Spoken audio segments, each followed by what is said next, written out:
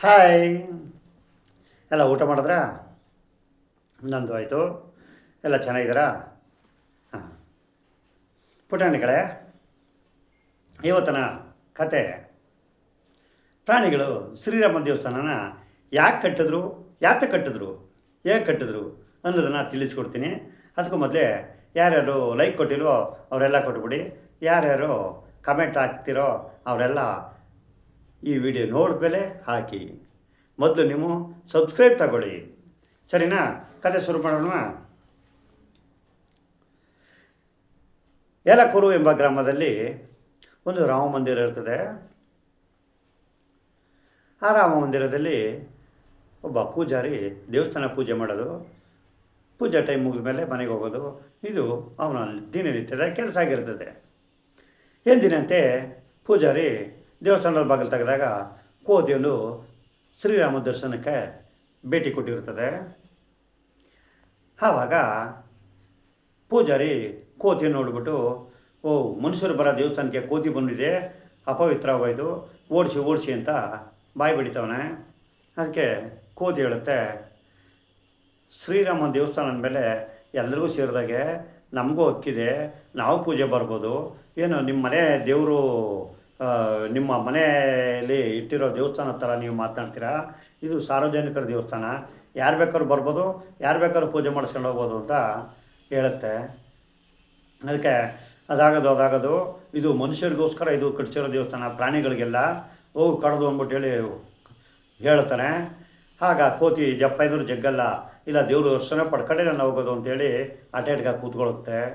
ಆಗ ಆ ಪೂಜಾರಪ್ಪ ಊರನ್ನೆಲ್ಲ ಕರೆದುಬಿಟ್ಟು ಈ ಕೋತಿಯನ್ನು ಓಡಿಸಿ ಜನಗಳು ಗಾಬರಿ ಆಯ್ತಾರೆ, ಮತ್ತು ದೇವಸ್ಥಾನ ನುಗ್ಗಿಬಿಟ್ಟಿದೆ, ಈಗೆಲ್ಲ ಮಾಡೋದನ್ನ ನಮಗೆ ಅಪವಿತ್ರ ಆಯ್ತದೆ, ಹೋಗಿ ಅಂತೇಳಿ ಓಡಿಸಿ ಅಂತೇಳಿ ಊರು ಗ್ರಾಮದವ್ರಿಗೆಲ್ಲ ಹೇಳ್ಬಿಟ್ಟು ದೊಣ್ಣೆ ತಕೊಂಡು ಹೊಡೆದು ಅಟ್ಟು ಬಿಡ್ತಾನೆ.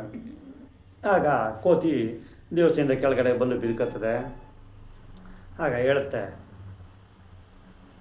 ಆಗ ನಾನು ಕಾಡಲ್ಲಿ ಶ್ರೀರಾಮ ದೇವಸ್ಥಾನನ ಕಟ್ಟಿಸ್ತೀನಿ, ಕಟ್ಟಿಬಿಟ್ಟು ನಾವು ಅಲ್ಲಿ ಪೂಜೆ ಮಾಡ್ತೀವಿ ಅಂತ ಹೇಳುತ್ತೆ. ಅದಕ್ಕೆ ಪೂಜಾರಪ್ಪ ಹೇಳ್ತಾನೆ, ಏನು ಯಾವ ದೇವಸ್ಥಾನ ನೀನು ಕಟ್ಸೋದು? ಸಿಮೆಂಟು, ಮರಳು, ಇಟ್ಟಿಗೆ, ಸಿಮೆಂಟು ಎಲ್ಲ ಬೇಕು, ಏನು ತಮಾಷೆ ಮಾತಲ್ಲ, ಹೋಗು ಗಂಡು ತಿನ್ಕೊ ಬಿದ್ಕೊ ಹೋಗು ಅಂಥೇಳಿ ಪೂಜಾರಪ್ಪ ಅಂತಾನೆ. ಅದು ನಿಂದನೆ ಮಾತುಗಳು ಕೋತಿಗೆ ಹಿಡಿಸಲ್ಲ, ಭಾಳ ಬೇಜಾರಾಗ್ಬಿಟ್ಟು ಬಂದು ಅದರ ಮನೆ ಸೇರ್ಕೊಂಡು ಕೂತ್ಬಿಡ್ತದೆ. 4-5 ದಿನ ಎತ್ತಗೂ ಜಪ್ಪ ಅಂದರೂ ಜಗ್ಗಿಲ್ಲ, ಊಟ ನೀರು ಏನು ತಗೊಂಡಿಲ್ಲ, ಬೇಜಾರು. ಆವಾಗ ಇದು ಕೋತಿ ಏನು ಮಾಡ್ತದೆ, ಶ್ರೀರಾಮನ್ನ ಪ್ರೇಯರ್ ಮಾಡ್ಕೊಂಡು, ದೇವರೇ ಈ ಥರ ನಮ್ಗೆ ಶಿಕ್ಷೆ ಕೊಟ್ಟೆಲ್ಲ ಸರಿ, ನನಗೆ ಅವಮಾನ ಆಗೋಯ್ತಲ್ಲ, ನಾನು ನಿನ್ನ ದೇವಸ್ಥಾನನ ಕಟ್ಟಿಸ್ಬೇಕು, ನೀವು ನನಗೆ ಸಹಾಯ ಮಾಡಬೇಕು ಅಂತೇಳಿ ಮೊರೆ ಹೋಗುತ್ತೆ. ಆಗ ಶ್ರೀರಾಮ ಪ್ರತ್ಯಕ್ಷವಾಗ್ಬಿಟ್ಟು, ಹನುಮಂತಣ್ಣ ನಿನಗೇನು ಬೇಕು ಕೇಳು ಅಂತ ಕೇಳುತ್ತೆ. ಆಗ ಕೋತಿ ಹೇಳುತ್ತದೆ, ಇದು ಕನಸಲ್ಲ ತಾನೆ, ನಾನು ಕೇಳಿದ ತಕ್ಷಣ ಬಂದ್ಬಿಟ್ಟಲ್ಲ ಪ್ರಭು, ನೀನು ನಿಜಕ್ಕೂ ರಾಮನ ಅಂತ ಕೇಳುತ್ತೆ. ಹೌದು, ನಾನು ರಾಮನೇ, ನೀನು ಭಾಳ ಭಕ್ತಿಯಿಂದ ಪ್ರೇಯರ್ ಮಾಡಿದೆ, ಅದಕ್ಕೋಸ್ಕರ ನಾನು ಪ್ರತ್ಯಕ್ಷವಾಗಿದ್ದೀನಿ, ನಿನಗೇನು ಬೇಕು ಕೇಳು ಅಂತ ರಾಮ ಹೇಳುತ್ತೆ. ಅದಕ್ಕೆ ಪ್ರಭು, ಯಲಕೂರು ಗ್ರಾಮಕ್ಕೆ ಭೇಟಿ ಕೊಟ್ಟಿದ್ದೆ, ಅಲ್ಲಿ ಪೂಜಾರಿಯಪ್ಪ ಇದು ಮನುಷ್ಯರ ದೇವಸ್ಥಾನ, ಪ್ರಾಣಿಗಳದೆಲ್ಲ, ನೀನು ಇಲ್ಲಿ ಬಂದರೆ ಜನಗಳೆಲ್ಲ ಗಾಬರಿ ಆಯ್ತಾರೆ, ಅಪವಿತ್ರ ಆಗುತ್ತೆ ಅಂತೇಳಿ ನನ್ನ ಬಡಿದು ಈಚೆ ಇಟ್ಬಿಟ್ರು. ನನಗೆ ಆ ಅವಮಾನಗಳು, ನಿಂದನೆ ಮಾತುಗಳು ನನಗೆ ಹಿಡಿಸ್ತಿಲ್ಲ, ನನಗೆ ಭಾಳ ಬೇಜಾರಾಗಿದೆ. ಹಾಗಾಗಿ ನಮಗೆ ಒಂದು ದೇವಸ್ಥಾನ ಕಟ್ಟಿಸ್ಕೊಡ್ಲಿಕ್ಕೆ ತಾವು ಸಹಕರಿಸ್ಬೇಕು ಅಂತ ಕೇಳ್ಕೊತದೆ. ಆಯಿತು, ತಥಾಸ್ತು, ನೀವು ಬೇಕಾದ ಜಾಗದಲ್ಲಿ ಒಂದು ದೇವಸ್ಥಾನ ಕಟ್ಕೊಡಿ. ನೀವು ದೇವಸ್ಥಾನ ಕಟ್ಸೋದನ್ನು ನಿಮ್ಮ ಕಾಡಿರಾದ ಸಿಂಹಕ್ಕೆ ಹೇಳಿ ಎಲ್ಲ ವ್ಯವಸ್ಥೆ ಮಾಡಿಕೊಡ್ತದೆ ಅಂತೇಳಿ ಅದು ಮಾಯ ಆಗತ್ತೆ. ಹಾಗೆಯೇ ಈ ಕೋತಿ ಹಡವಿ ಬಂದು ಸಿಂಹಕ್ಕೆ ಎಲ್ಲ ಸಭೆ ಸೇರಿಸಿ ಸಿಂಹಕ್ಕೆ ಹೇಳುತ್ತೆ, ನಾನು ಯಲಕೂರು ಗ್ರಾಮಕ್ಕೆ ದೇವಸ್ಥಾನದಲ್ಲಿ ಭೇಟಿ ಕೊಟ್ಟಿದ್ದೆ, ಆ ಪೂಜಾರಪ್ಪ ನನಗೆ ಹೊಡೆದು ಆಚೆ ಇಟ್ಬಿಟ್ಟು ಅವಮಾನ ಮಾಡಿಬಿಟ್ಟಿದ್ದಾರೆ, ನಾನು ಶ್ರೀರಾಮನ ಮೊರೆ ಹೋಗಿದ್ದೆ, ಅವನು ನನಗೆ ಪ್ರತ್ಯಕ್ಷ ಹೋಗ್ಬಿಟ್ಟು ನನಗೆ ವರ ಕೊಟ್ಟಿದ್ದಾನೆ, ದೇವಸ್ಥಾನ ನಿರ್ಮಾಣ ಆಗುತ್ತೆ ಹೋಗು ಅಂತ ಹೇಳಿದ್ದಾನೆ. ಹೀಗಿರುವಾಗ ನಾವು ದೇವಸ್ಥಾನ ಕಟ್ಟಿಸ್ಲೇಬೇಕು, ಮನುಷ್ಯರಿಗೆ ವಿರುದ್ಧವಾಗಿ ನಾವು ಪೂಜೆ ಮಾಡಬೇಕು ಅಂತ ಕೋತಿ ಸಿಂಹಗೆ ಹೇಳುತ್ತೆ. ಆಗ ಸಿಂಹ ಹೇಳುತ್ತೆ, ಬಲೆ ಬಲೆ ಒಳ್ಳೆ ಕೆಲಸನೇ ಮಾಡಿದೆಯಾ, ನಾವು ದೇವಸ್ಥಾನ ನಿರ್ಮಾಣ ಮಾಡೋಣ ಕಾಡಿನಲ್ಲಿ ಒಂದು ಅಂತೇಳಿ ಅದಕ್ಕೂ ಮೊದಲೇ ಎಲ್ಲಿ ವಿಶಾಲವಾಗಿ ಜಾಗ ಇದೆಯೋ ಆ ಜಾಗ ನೋಡ್ಕೊಂಡು ಸರ್ವೆ ಮಾಡ್ಕೊಂಡು ಬನ್ನಿ ಅಂತ ಪ್ರಾಣಿಗಳೆಲ್ಲ ಕರ್ಕೊಂಡು ಹೋಗ್ತದೆ. ಆಗ ನದಿಯ ದಂಡೆಯ ಹೊತ್ತಲಲ್ಲಿ ವಿಶಾಲವಾಗಿ ಜಾಗ ಇರೋದು ಎಲ್ಲ ಪ್ರಾಣಿಗಳಿಗೂ ಗೊತ್ತಾಗುತ್ತೆ. ಆಗ ಈ ಸ್ಥಳ ಆದರೆ ನಾನು ದೇವಸ್ಥಾನ ಕಟ್ಟಿಸ್ಬೋದು ಅಂತೇಳಿ ತೀರ್ಮಾನ ಮಾಡ್ಕೊಂಡು ಅಲ್ಲಿ ಒಂದು ಪಾಯಿಂಟ್ನ ಗುರುತು ಮಾಡಿಬಿಟ್ಟು ಎಲ್ಲ ತಮ್ಮ ತಮ್ಮ ಒಂದು ಮನೆಗಳಿಗೆ ಬಂದು ಉಳ್ಕೋತವೆ. ಇನ್ನು ಜಾಗ ಆಯಿತು, ಇನ್ನು ಮರಳು ಸಿಮೆಂಟು ಕಬ್ಬಣ ಇಟ್ಟಿಗೆ ಇವೆಲ್ಲ ಬೇಕಲ್ಲ. ಮೊದಲು ಸಿಮೆಂಟ್ ಅಂಗಡಿ ತಮಗೆ ಹೋಯ್ತವೆ ಏಲಕ್ಕೂರು ಗ್ರಾಮಕ್ಕೆ. ಆಗ ನೈಟೇ ಹೋಗಿ ಆ ಬಾಗಿಲು ತಡ್ತವೆ. ಬಾಗಿಲು ತಟ್ಟಿದಾಗ ಆ ಗಂಡ ಹೆಂಡ್ತಿ ಇಬ್ಬರೂ ಈಚೆ ಬರ್ತಾರೆ. ಆಗ ಅವ್ರಿಗೆ ಅನುಮಾನ ಆಗೋಯ್ತದೆ, ನಾವು ಕಾಡಿಗೆ ಹೋಗಿದ್ದಾವೋ ಇಲ್ಲ ಅವರೇ ಇಲ್ಲೂ ಬಂದಿದ್ದಾರೆ ಅಂತೇಳಿರಿ, ನಾವು ಯಾವಾಗ ಕಾಡು ಬಂದು ಅಂತೇಳಿ ಅವ್ರವ್ರೆ ಗಂಡ ಹೆಂಡ್ತಿರೇ ಮಾತನಾಡ್ಕೊತಾರೆ. ಅದಕ್ಕೆ ಸಿಂಹರಾಜ ಅನ್ನತ್ತೆ, ನೀವು ಕಾಡು ಬಂದಿಲ್ಲ, ನಾವೇ ನಿಮ್ಮೂರು ಬಂದಿರೋದು, ಯಾಕೆ ಬಂದಿದ್ದೀರಾ ಅಂತ ಕೇಳುತ್ತೆ. ನಾವು ಕಾಡಿನಲ್ಲಿ ದೇವಸ್ಥಾನ ನಿರ್ಮಾಣ ಮಾಡೋಕ್ಕೆ ಬಾಡಕ್ಕೆ ಬಂದಿದ್ದೀವಿ, ಹಾಗಾಗಿ ನೀವು ಸಹಾಯ ಮಾಡಬೇಕು ನಮಗೆ ಅಂತ ಕೇಳುತ್ತೆ. ಆಗ ನೋಡಿ, ನಮ್ಮನ್ನು ಬಿಟ್ಬಿಡಿ, ನಿಮ್ಗೇನು ಹಣ ಕಾಸು ವಸ್ತ್ರ ಒಯ್ಡೋರು ಎಲ್ಲ ಏನು ಬೇಕೋ ಎತ್ಕೊಂಡೋಗಿ, ನಮಗೇನು ತೊಂದರೆ ಕೊಡಬೇಡಿ ಅಂತ ಕೇಳ್ಕೊತವೆ.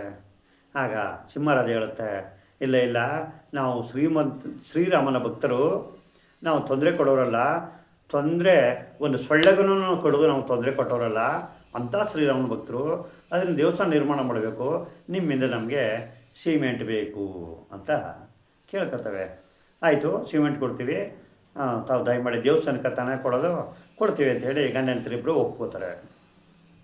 ಆಗ ಪ್ರಾಣಿಗಳೆಲ್ಲ ಸಂತೋಷದಿಂದ ಕಾಡಿಗೋಗಿ ಸೇರ್ಕೋತವೆ.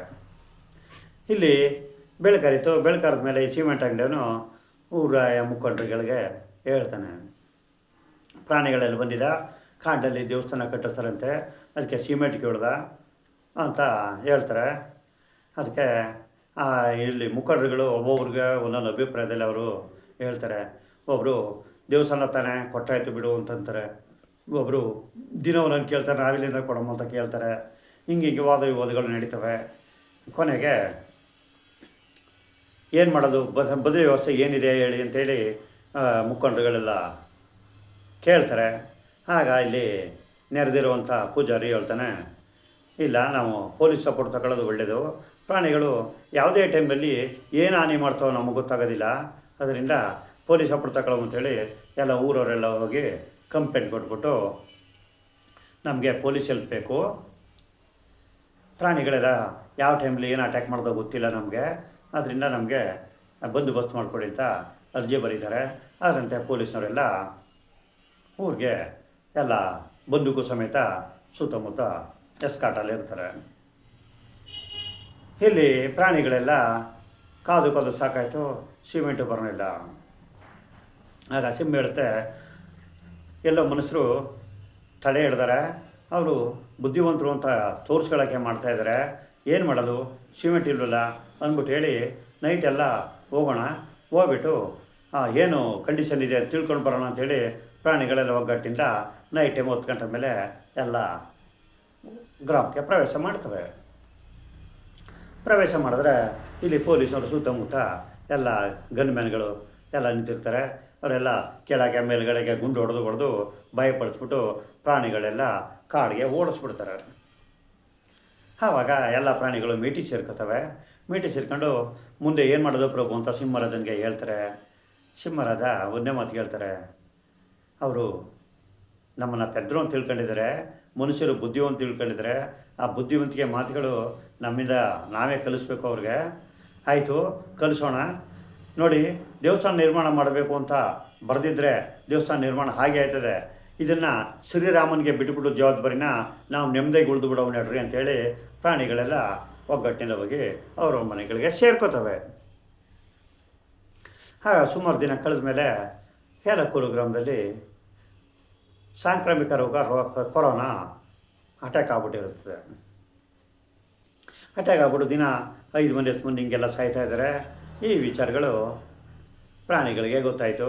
ಪ್ರಾಣಿಗಳು ಅಲ್ಲಿ ಸಭೆ ಕರೆದ್ಬಿಟ್ಟು ನೋಡಿ, ಏಲಕ್ಕೂರು ಗ್ರಾಮದಲ್ಲಿ ಕೊರೋನಾ ಭೀತಿ ಜಾಸ್ತಿ ಆಗಿದೆ. ದಿನ 5 ಮಂದಿ 6 ಮಂದಿ ಸಾಯ್ತಾ ಇದ್ದಾರೆ. ಈಗ ಅವರು ನಮ್ಮ ಹತ್ರಕ್ಕೆ ಬಂದೇ ಬರ್ತಾರೆ ಅಂತ ಸಿಂಹ ಹೇಳುತ್ತೆ. ಅದಕ್ಕೆ ಹುಲಿ, ನರಿ, ತೋಳ ಇವೆಲ್ಲ ಕೇಳ್ತವೆ, ಏನಕ್ಕೆ ಪ್ರಭು ಇಲ್ಲಿ ಬರೋದು ಅಂತ. ಇಲ್ಲಿ ಬಂದರೆ ಅವ್ರು ಒಬ್ಬೊಬ್ಬರು ಬಗ್ದಿಟ್ಬಿಟ್ಟು ಸಾಯಿಸ್ಬಿಡ್ತೀವಿ, ನಮಗೆ ಸಿಮೆಂಟ್ಗೆ ತೊಂದರೆ ಕೊಟ್ಟವ್ರೆ ಅಂಥೇಳಿ ಅವ್ರ ಕೋಪದ ಮಾತುಗಳನ್ನ ಆಡ್ತಾ ಇದ್ದಾರೆ.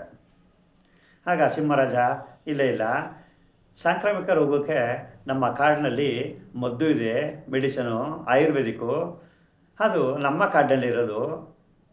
ಹಾಗಾಗಿ ಅವರು ಔಷಧಿಗೆ ಅಂತ ಬಂದಾಗ ನಾವು ಪ್ರೀತಿಯಿಂದ ಅವ್ರನ್ನ ಗೆದ್ದು ಅವ್ರಿಗೆ ಔಷಧಿ ಕೊಟ್ಟರಾಯಿತು, ಅವ್ರಿಗೆ ಮನಸ್ಸು ಪರಿವರ್ತನೆಯಾಗಿ ನಮಗೆ ಸಪೋರ್ಟ್ ಮಾಡ್ತಾರೆ, ಯಾರೂ ಹಾನಿ ಮಾಡಬೇಡಿ ಅಂತ ಹೇಳಿ ಸಿಂಹ ಹೇಳುತ್ತೆ.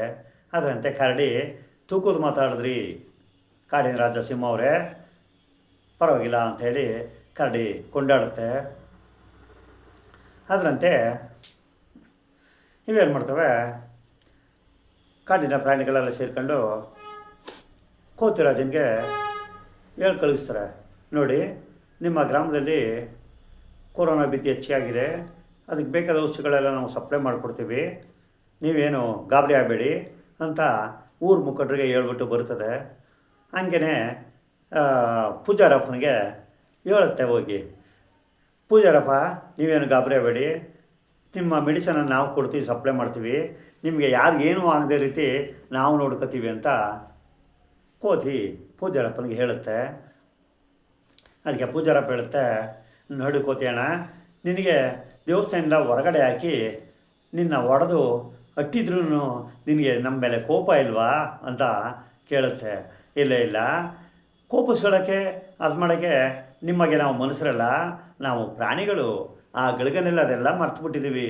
ನಿಮ್ಮ ಊರಿನಲ್ಲಿ ಒಬ್ಬರಿಗೆ ತೊಂದರೆ ಆಗದ ರೀತಿ ನಾವು ಮೆಡಿಸನ್ನ ಕೊಟ್ಟು ನಿಮ್ಮನ್ನೆಲ್ಲ ಉಳಿಸ್ಕೋತೀವಿ ಅಂತ ಹೇಳಿಬಿಟ್ಟು ಇದನ್ನು ಹೇಳಲಿಕ್ಕೆ ನಾವು ಬಂದಿದ್ದೀವಿ ಅಂದ್ಬಿಟ್ಟು ಹೇಳಿ ಎಲ್ಲ ಕಾಡಿಗೆ ಬರ್ತದೆ. ಅದರಂತೆ ಮೆಡಿಸಿನ್ ಎಲ್ಲ ಗಿಡಗಳೆಲ್ಲ ಕಿತ್ಕೊಂಡು ಆಯುರ್ವೇದಿಕ್ ಔಷಧಿ ಮಾಡ್ಕೊಂಡು ಸಿಂಹರಾಜ ಗುಂಪು ಕಟ್ಕೊಂಡು ತಂದು ಊರು ಮುಖಂಡರ ಕೈಯಲ್ಲಿ ಕೊಡುತ್ತೆ. ನೋಡಿ, ನಿಮ್ಮ ಗ್ರಾಮದಲ್ಲಿ ಕೊರೋನಾ ಭೀತಿ ಹೆಚ್ಚಿಗೆ ಆಗಿದೆ, ಎಲ್ರಿಗೂ ಕೊರೋನಾ ಯಾರ್ಯಾರಿಗೆ ಅಟ್ಯಾಕ್ ಆಗಿದೆ ಎಲ್ರಿಗೂ ಔಷಧಿ ಕೊಟ್ಕೊಬನ್ನಿ, ಏನೂ ಆಗಲ್ಲ, ಎಲ್ಲ ಗುಣ ಆಯ್ತದೆ ಅಂತೇಳಿ ಕೊಟ್ಬಿಟ್ಟು ಅವ್ರ ಕಾಡುಗಳಿಗೆ ಹೊಂಟೈತವೆ. ಇಂಥ ಔಷಧಿ ಎಲ್ಲ ಎಲ್ರಿಗೂ ಕೊಟ್ಟು ಡ್ರಾಪ್ಸ್ಗಳನ್ನೆಲ್ಲ ಹಾಕಿ ಗುಣಪಡಿಸ್ತಾರೆ. ಗುಣಪಡಿಸಿದಾಗ ಊರವರೆಲ್ಲ ಒಂದು ಸಭೆ ಕರೀತಾರೆ. ನೋಡಿ, ನಮ್ಮ ಕಾಡಿನ ಪ್ರಾಣಿಗಳು ನಮಗೋಸ್ಕರ ಭಾಳ ತ್ಯಾಗ ಮಾಡಿದ್ದಾವೆ, ಕಾಡಿನಲ್ಲಿರುವಂಥ ಗಿಡಮೂಲಿಕೆಗಳನ್ನೆಲ್ಲ ಕಿತ್ಕೊಂಡು ಬಂದು ಆಯುರ್ವೇದಿಕ್ ಮಾಡಿ ನಮಗೆ ಔಷಧಿ ರೂಪದಲ್ಲಿ ಸಪ್ಲೈ ಮಾಡಿದ್ದಾವೆ. ಇದನ್ನು ನಾವು ಎಷ್ಟು ಸಹಾಯ ಹೆಲ್ಪ್ ಹೇಳಿದ್ರು ಅವ್ರು ಕಡಿಮೆನೇ. ಅದರಿಂದ ಅವ್ರನ್ನ ಹೋಗಿ ಮುಖಂಡರನ್ನ ಹೋಗಿ ಧನ್ಯವಾದಗಳು ಹೇಳ್ಬಿಟ್ಟು ಬರಮ್ಮ ಅಂಥೇಳಿ ಈ ಸಭೆಯಲ್ಲಿ ಹೇಳ್ತಾರೆ. ಅದಕ್ಕೆ ಪೂಜಾರಪ್ಪ ಹೇಳುತ್ತೆ, ಇಲ್ಲ, ಬರೀ ಥ್ಯಾಂಕ್ಸು, ಪರವಾಗಿಲ್ಲ ಅನ್ನೋದು ನಮಗೆ ಬೇಕಾಗಿಲ್ಲ. ಹನುಮಂತ ದೇವಸ್ಥಾನ, ಶ್ರೀರಾಮ ದೇವಸ್ಥಾನ ಕಟ್ಟಬೇಕು ಅಂತ ಹನುಮಂತ ಬಂದಿದ್ದ, ನಾವು ಅವ್ರಿಗೆ ತೊಂದರೆ ಕೊಟ್ವಿ. ಹಾಗಾಗಿ ನಾವು ಹನುಮಂತ ದೇವಸ್ಥಾನಕ್ಕೆ ಬೇಕಾದ ಸಲಕರಣೆ ಸಾಮಾನುಗಳನ್ನು ಒಂದೇ ಸೇರಿ ತಗೊಂಡೋಗಿ ಅವು ಕೊಟ್ಬಿಟ್ಟು ಅವಕ್ಕೆ ಧನ್ಯವಾದಗಳು ಹೇಳ್ಬಿಟ್ಟು ಬರಮನೆ ಇರಲಿ ಅಂಥೇಳಿ ಊರು ಮುಖಂಡರುಗಳೆಲ್ಲ ಸಾಮಾನು, ಸಿಮೆಂಟು, ಕಬ್ಬಿಣ, ಮರಳು ಎಲ್ಲ ಇಟ್ಟಿಗೆ ಎಲ್ಲ ತುಂಬಿಕೊಂಡು ಹೋಗಿ ಸಿಂಹರಾಜನಿಗೆ ಕೊಡ್ತವೆ. ಸಿಂಹರಾಜ ಧನ್ಯವಾದಗಳು ಹೇಳುತ್ತೆ. ಮತ್ತು ಶ್ರೀರಾಮ ದೇವಸ್ಥಾನನ ಅಚ್ಚುಕಟ್ಟಾಗಿ ಕಟ್ಟಿಸ್ತವೆ. ಕಟ್ಟಿಸ್ಬಿಟ್ಟು ಇವರು ಇಟ್ಟಿಗೆ ಸಿಮೆಂಟ್ ಎಲ್ಲ ಕೊಟ್ಬಿಟ್ಟು ತಗೋತಾರೆ. ಅಲ್ಲಿ ಪ್ರಾಣಿಗಳೆಲ್ಲ ದೇವಸ್ಥಾನನ ಕಟ್ಸ್ಕೊಂಡು ಒಳ್ಳೆಯ ಅದ್ದೂರಿಯಾಗಿ ನಿರ್ಮಾಣ ಮಾಡ್ತಾರೆ. ಆಗ ಪುನಃ ದೇವಸ್ಥಾನ ಉದ್ಘಾಟನೆ ಮಾಡಬೇಕು. ಆಗ ಸಿಂಹರಾಜ ಹೇಳುತ್ತೆ, ನೋಡಿ ಕೋತಿಯಣ್ಣ, ದೇವಸ್ಥಾನ ಉದ್ಘಾಟನೆ ಮಾಡಬೇಕು, ಇಲ್ಲಿಗೆಲ್ಲ ಅತ್ಯಂತ ಬುದ್ಧಿವಂತ ನೀನೇ ಮುಂದಾಗಿ ಉದ್ಘಾಟನೆ ಮಾಡು ಅಂತೇಳಿ ಸಿಂಹರಾಜ ಕೋತಿಗೆ ಹೇಳುತ್ತದೆ. ಅದು ಅಲ್ಲದೆ ಮೊದಲಿನಿಂದ ನೀನು ಗ್ರಾಮಕ್ಕೂ ಇಲ್ಲಿಗೂ ಸಂಪರ್ಕ ಕೊಟ್ಟಿದೆಯಾ, ಒಳ್ಳೆ ಕೆಲಸ ಕಾರ್ಯಗಳು ಮಾಡಿದೆ ನೀನು ಓಡಾಡ್ಕೊಂಡು, ಹಾಗಾಗಿ ನೀನೇ ಉದ್ಘಾಟನೆ ಮಾಡಿ ನೀನೇ ಮುಂದಾಗೆ ದೇವಸ್ಥಾನಕ್ಕೆ ಹೋಗಬೇಕು ಅಂತ ಸಿಂಹ ಹೇಳುತ್ತೆ. ಅದಕ್ಕೆ ಇಲ್ಲ, ಇದನ್ನು ಉದ್ಘಾಟನೆ ಬ್ರಾಹ್ಮಣರಿಂದ ಆಗಬೇಕು, ನಾನು ಬ್ರಾಹ್ಮಣರಿಗೆ ವ್ಯವಸ್ಥೆ ಮಾಡಿ ನಾನು ಉದ್ಘಾಟನೆ ಮಾಡಿ ಅವ್ರನ್ನ ಮುಂದೆ ಕಳಿಸ್ತೀನಿ, ಸಿಂಹರಾಜ ಅಂತ ಹೇಳಿ ಕೋತಿ ಸಿಂಹರಾಜನಿಗೆ ಹೇಳುತ್ತೆ. ಆಗ ಬ್ರಾಹ್ಮಣನ ಸರದಿ ಬಂತು, ಆ ದೇವಸ್ಥಾನ ಪೂಜೆ ಮಾಡ್ತೇವೆ, ನೀವು ದೇವಸ್ಥಾನಕ್ಕೂ ಬಂದ. ಆಗ ಪೂಜಾರಪ್ಪ ಈ ಪ್ರಾಣಿಗಳ ಒಂದು ಮಾತುಗಳನ್ನ ಕೇಳಿ ಕಣ್ಣೀರಿಟ್ಟ. ನಾವು ಎಷ್ಟೇ ತೊಂದರೆ ಕೊಟ್ಟಿದ್ರೂ ನಮ್ಮನ್ನು ಬೇಕು ಅಂತವಲ್ಲ, ಇಂಥ ಪ್ರಾಣಿಗಳು ಯಾವ ಕಾಡಿನಲ್ಲೂ ಇಲ್ಲ, ಒಳ್ಳೆಯ ಪ್ರಾಣಿಗಳು ಅಂಥೇಳಿ ದೇವಸ್ಥಾನ ಉದ್ಘಾಟನೆ ಮಾಡಿಬಿಟ್ಟು ಅವರ ಒಂದು ಕಾಡು ಪ್ರಾಣಿಗಳ ಒಂದು ಸುಪರ್ದಿ ಕೊಟ್ಟು ಈ ಮನುಷ್ಯರೆಲ್ಲ ತಮ್ಮೂರು ಬರ್ತವೆ. ಅದರಂತೆ ಕಾಡಲ್ಲಿರೋ ಪ್ರಾಣಿಗಳೆಲ್ಲ ದೇವಸ್ಥಾನನ ಪೂಜೆ ಮಾಡ್ಕೊಂಡು ಆರಾಮಾಗಿ ಎಂಜಾಯ್ ಮಾಡ್ತಾ ಕೂತಿದ್ದೇವೆ. ಇಲ್ಲಿಗೆ ಕತೆ ಮುಗೀತು. ಈಗ ಯಾಕೆ ದೇವಸ್ಥಾನ ಕಟ್ಟಿದ್ರು, ಯಾರಿಗೋಸ್ಕರ ಕಟ್ಟರು, ಯಾಕೆ ಕಟ್ಟಿದ್ರು ಅನ್ನೋದು ಪುಟಾಣಿಗಳೇ ತಿಳಿತಾ. ಕೋತಿ ದೇವಸ್ಥಾನದ ಈಚು ಬಂದದೆಯೇ ಅದು ಸಪ್ತ ಮಾಡಿದ ಹೊತ್ತಿಗೆ ಈ ದೇವಸ್ಥಾನನ ಕಾಡಿನಲ್ಲಿ ನಿರ್ಮಾಣ ಮಾಡಿದ. ಗೊತ್ತಿದೆ ಪುಟಾಣಿಗಳೇ. ಮತ್ತೆ ಸಿಗೋಣ ಮುಂದಿನ ಕಥೆನಿಗೆ. ಅಲ್ಲಿವರೆಗೆ ಬಾಯ್ ಬಾಯ್. ಮತ್ತೆ ಸಿಗೋಣ ಮುಂದಿನ ಒಳ್ಳೆಯ ಕಥೆಯೊಂದಿಗೆ.